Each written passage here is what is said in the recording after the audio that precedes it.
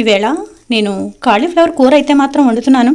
Oil కూడా కొంచెం తక్కువే పడుతుంది. నేను వండే ఈ విధంగా ముందర కాలీఫ్లవర్ అంతా శుభ్రంగా ఆల్రెడీ వేడి నీళ్ళలో బాయిల్ చేసి పెట్టేసుకున్నాను. ఇంకా కాలీఫ్లవర్ కూడా బాగోదండి. జనవరి నెల ఫిబ్రవరి నెల వచ్చేసిందంటే బాగోదు, చిన్న చిన్న పురుగులు ఉంటాయి. ప్రస్తుతానికి అయితే మాత్రం ఇది బాగుంది అని చెప్పేసి నేను తీసుకున్నాను. చాలా బాగుంది.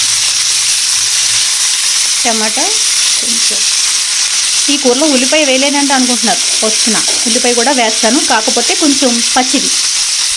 ఈ విధంగా పచ్చి ఉల్లిపాయలు అయితే మాత్రం నేను ఇందులో కొంచెం జీలకర్ర ఉప్పు వేస్తాను.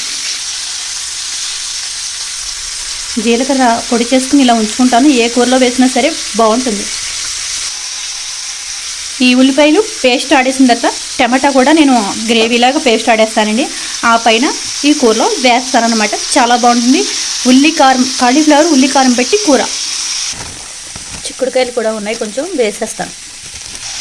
మసాలా లేకుండా ఇవి చపాతీలు కూడా బాగుంటుంది. మేము ఈ విధంగానే తింటాం. అల్లం వెల్లుల్లిపాయ పేస్ట్ అనేది అసలు వేయనండి నేనైతే కనుక. కరిపేసుకొని మూత పెట్టేస్తే మగ్గిపోతుంది.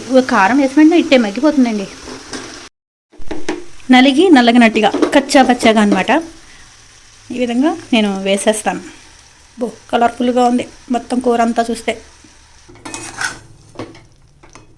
కూర అంతా ఇప్పుడు టైం తీసుకుంటుంది. ఒక్క 10 నిమిషాలైనా సరే ఉడుకుతుందండి.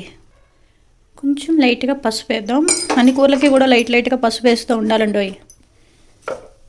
నేను ఇప్పుడు ఏం చేస్తాను, మూత పెట్టేస్తాను. కొంచెం కలిపేసి మూత పెట్టేస్తే ఒక్క 10 నిమిషాల తర్వాత నేను వస్తాను. ఈ ఉప్పు కంటెంట్కి, టమాటా వాటర్కి, ఉల్లిపాయ వాటర్కి మొత్తం కూర అంతా కూడా మగ్గిపోతుంది.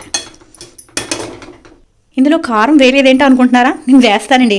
ఎందుకంటే ముందరే కారం వేసేస్తే అది కలర్ మారిపోతుందని నేను లాస్ట్ని వేస్తాను కారం. ప్రస్తుతానికి అయితే మూత పెట్టేస్తాను. ఆయిల్ తక్కువ, వాటర్ ఎక్కువ. ఇవి నా కూర మగ్గిపోతుంది. దగ్గర కూడా ఇచ్చేసిన తర్వాత అప్పుడు కట్టేస్తాను అనమాట.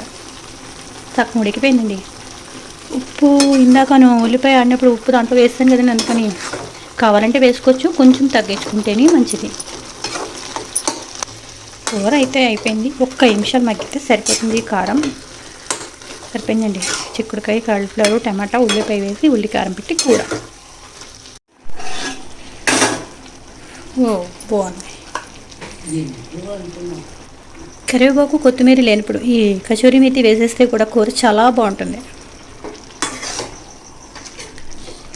చపాతీలోకి కూడా ఈ కర్రీ అయితే మాత్రం మదిరిపోతుందండి. చాలా సింపుల్గా ఉంటుంది. అల్లం వెల్లుల్లిపాయ పేస్ట్ లేదు, పోపులవి ఏమీ వేయవలసిన పని లేదు, చింతపండు కూడా అక్కర్లేదు.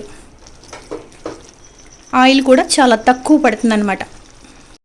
చెప్పాను కదండి, చపాతీలో కూడా చాలా బాగుంటుంది. ఈ కర్రీ అయితే మాత్రం సింపుల్గా ఉంటుంది, మసాలా ఉండదు. వేసవికాలం ఇలాంటివి తింటే మంచిది.